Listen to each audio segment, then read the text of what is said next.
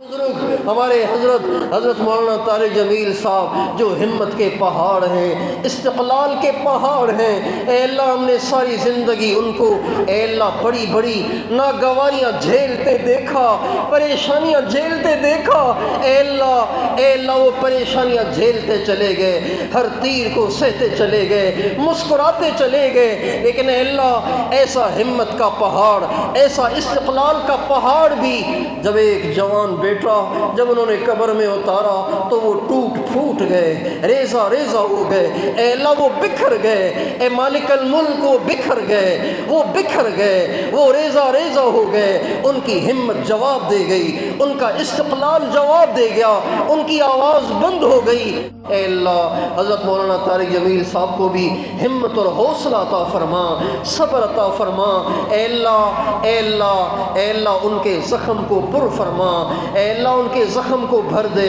اے اللہ ان کے زخم کو بھر دے، اے اللہ جو خانہ ان کے بیٹے کی محبت سے، ان کے لخت جگر کی محبت سے بھرا ہوا تھا، اے اللہ اب اس خانے کو اپنی اور اپنے نبی کی محبت سے لبریز کر دے، بھر دے، پر کر دے۔ اے اللہ ہمارے سارے بزرگوں کی زندگیوں میں برکت دے دے۔